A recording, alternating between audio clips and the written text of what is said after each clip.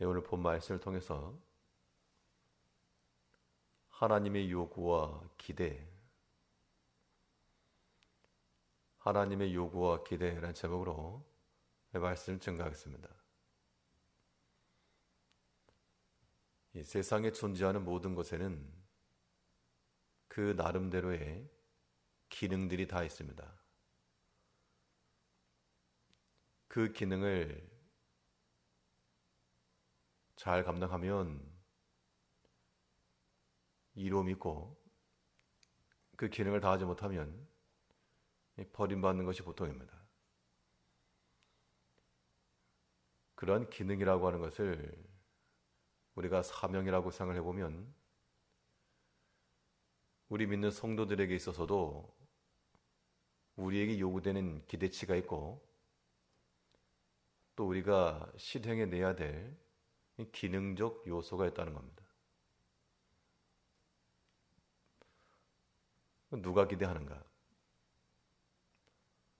하나님께서 우리 개개인, 우리 각자를 향한 기대치가 있으시고, 또 우리를 향한 요구함이 있다는 건데,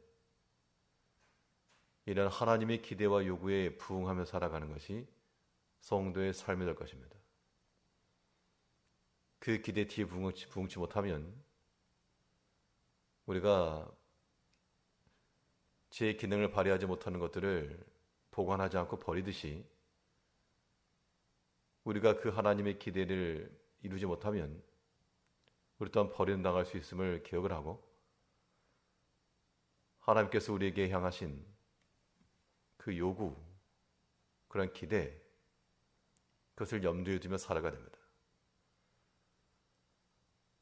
그러면 하나님께서는 우리에게 무엇을 요구하시는가? 우리 삶에 있어서 어떠한 기능들이 이루어질 것을 바라시는가? 오늘 본 말씀을 통해 살펴보시면, 먼저 하나님이 요구하시는 바는 우리의 행동들이 하나님의 기준에 맞는 것을 원하시는 겁니다. 다른 사람들에게 요구하지 않으시고,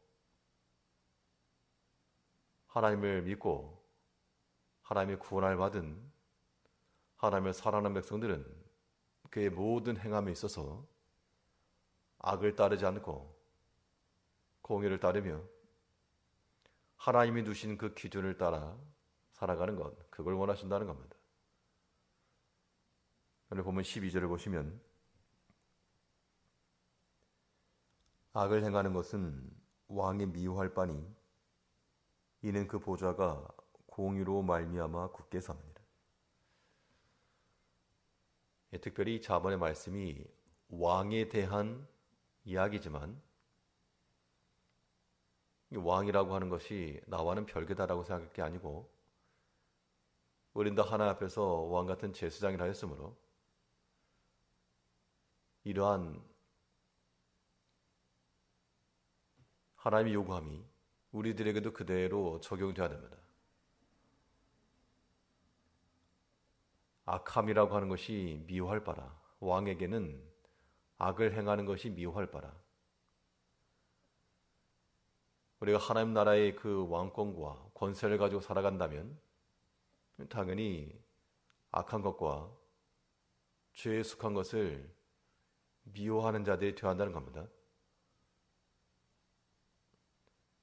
그런데 그것이 우리에게 저항이 되지 않고, 우리 삶에서부터 이격이 일어나지 않고 가깝다, 혹은 적당히 필요하다, 그 자체가 이미 이 악을 미워하는 것이 아니고 악을 즐겨하는 겁니다.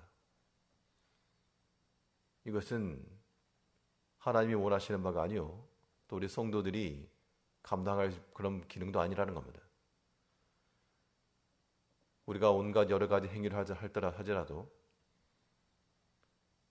하나님의 기준에 맞는 우리의 삶에 있어서의 모든 권위와 권세와 그 영광이 떠나가지 않도록 우리 또한 그 모든 악행을 멀리하고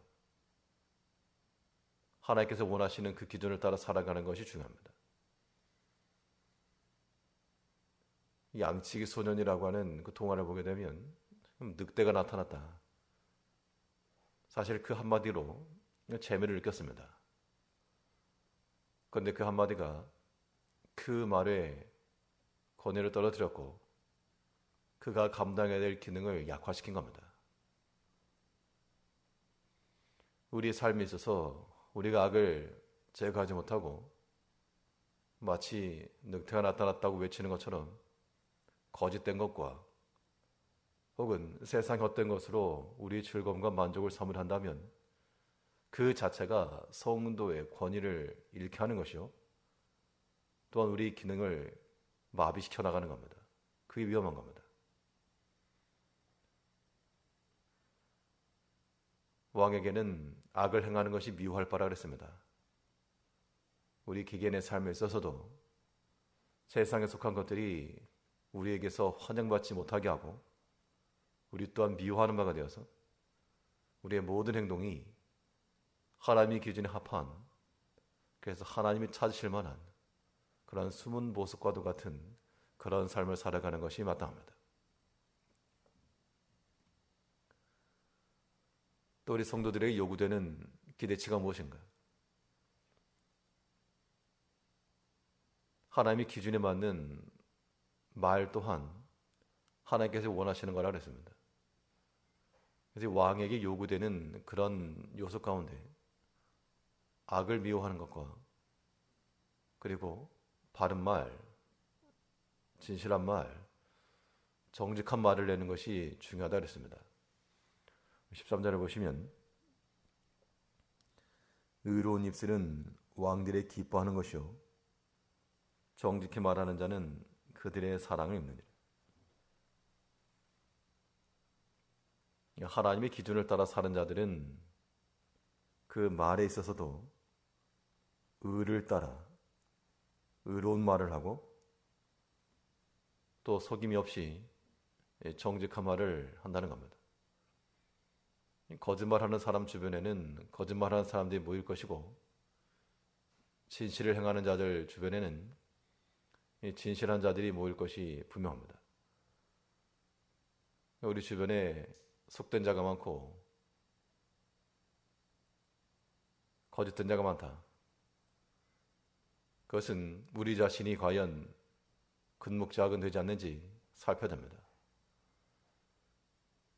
우리의 모든 행실과 또한 이 말에 있어서도 우리 그 말 하나로 사람을 다치기도 하고 또는 우리가 다치기도 합니다.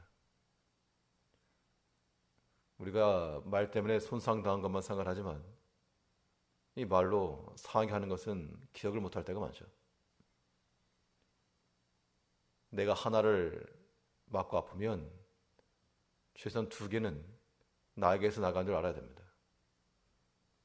우리가 그러한 경계심을 가지고 우리 말에서도 주의하는 것이 반드시 필요합니다. 날카로운 칼을 다룸에 있어서는 상당한 조심이 없으면 자기가 상하기도 했습니다. 자기 손이 상하고 자기 살갗이 베어지게 될 것인데 우리가 이 말이라고 하는 것이 마치 날카로운 칼과도 같아서 잘 다루면 거기서 유익함을 많이 얻을 수도 있고 함부로 다루면 반드시 상함이 일어납니다. 남을 찌르든지 내가 찔리든지 우리가 왕 같은 권세를 가지고 이 믿음의 신앙생활을 감당해 나가려 하면 반드시 이 말의 측면에 있어서도 우리가 헛된 말 혹은 실이 없는 말, 거짓되고 부정직한 말 이런 것들은 버리고 바른 것과 진실함을 따라 나아갈 때 그것이 하나님을 기쁘시게 하는 것이고 또한 그런 자들이 우리 가운데 함께 임하는 겁니다. 오늘 하루의 삶 가운데도 우리가 이 왕의 권세라고 하는 것을 잊지 마시고 하나님의 기준에 합당한 행함과 그런 말을 통하여 성도의 권세, 하나님 자녀의 영광을 상실한 바 되지 않고 하나님 나라를 누리며 그 나라의 삶 속에서 살아가는 성도님들 되시길 바라겠습니다. 기도하겠습니다.